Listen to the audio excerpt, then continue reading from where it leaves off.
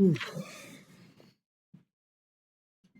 Hey, Nickeil, just when you think back on that last play, I'm curious, what did you see?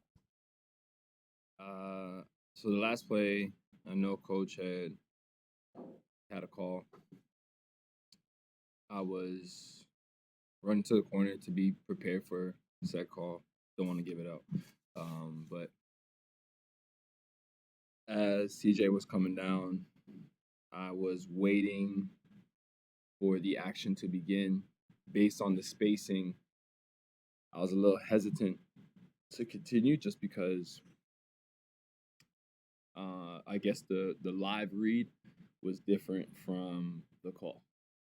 And so it was just about me staying space, being ready.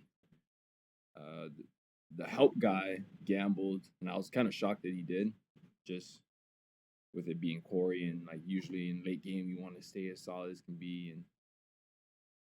And yeah, it was just unfortunately didn't get the shot we wanted. And yeah, Even though the result didn't, give a little bit of affirmation for the rally, when you think of you guys not being able to make a three in the first half and then being able to hit 10 of whatever in the second half, just what does it say about this team's ability to stay resilient and keep doing what will and eventually work out? I think kind of just goes back to the law of averages of basketball and understanding the realities of the game. You're not going to make shots all the time. Sometimes the ones that feel good, you miss. Sometimes the ones that are nasty, they go in somehow. And that was like the tail of the night, but we just found a way to chip away at it. We understood that a lot of the shots we were getting were good shots. And one thing that I did learn and could feel was despite the shots going in or going out or whatever the game was really giving us, our energy and mentality towards it will change everything. And I feel like the game follows the energy. And our energy changed. I want to say, spirit to a degree, kind of, you can feel it more in the second half than the first half. In the first half, we were getting great looks.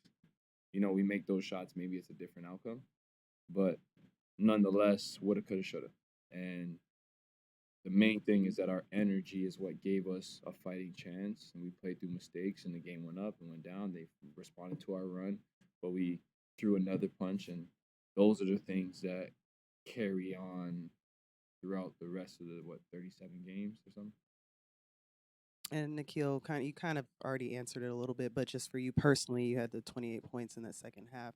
Just for you, was it more of the energy? What were you seeing out there that was kind of different for you in the than the Uh, you know, just trusting it, just trusting it. Um, Frustrated. For me, I'm someone that needs to let their frustrations out outwardly as opposed to just keeping them in.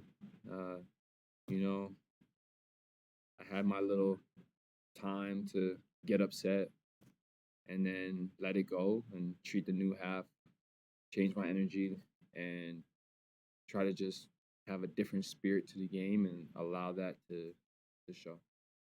You and CJ, both high volume, high scoring guards. How has the adjustment period been, learning how to play alongside each other's similar offensive skill sets? I think it's just about reading points of attack and playing off ball with movement. I know in the first half I had drove, he had hit to me, set a screen, then I got stopped. He peeled off. I hit him. He was able to drive a closeout, get a layup. Small things like that. I think the more we use our skill set and tools together, I feel like it's gonna benefit us. And there's times where it did, and it's just about communication and learning CJ, and he's also learning us and what our system is and where he can be effective. And I'm trying my best to like, you know, be better at communicating. I think the tough thing about it is being in year 7, him being in year like 13, 14. I'm not trying to come off as the guy that's talking down to someone who's done this before. but still having that open communication and saying like, "Hey, trust me," or "What do you see here?" and just getting the feel. Hey, Nickeil, But what's going on? So, you're Canadian and you're playing on Martin Luther King Day. Curious, even though it's not national holiday, Canada, what do you recall about MLK Day on the other side, looking at it, and even just the whole culture of basketball on that day? What are your recollections as a kid? What are your recollections as a player? yeah, well, as a kid, you learn about it. You don't have the feelings of the impact. So it's American history, French history. We have world history, and for us, that's what we learn about. And we know who Martin Luther King is and what he's meant to people of color and even myself. Even though I'm Canadian, when you see me, you don't see Canada. You know what I mean? So learning that and living in America and living in Tennessee and being in the South during my playing career, I've played in New Orleans when we played Memphis on MLK Day. So I honestly just understand the gravity and in a time where people couldn't feel safe being themselves.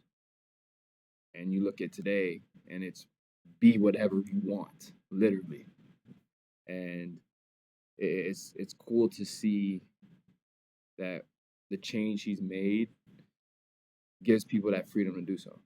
Someone just had to really hone in on I believe this is right and being that sacrificial lamb, so to speak, for people to follow, to feel safe to do it, and that's why we're here today, and it's really cool to have this opportunity. And it's full circle being in his hood, Atlanta. Yeah, for sure. Yeah, 100%.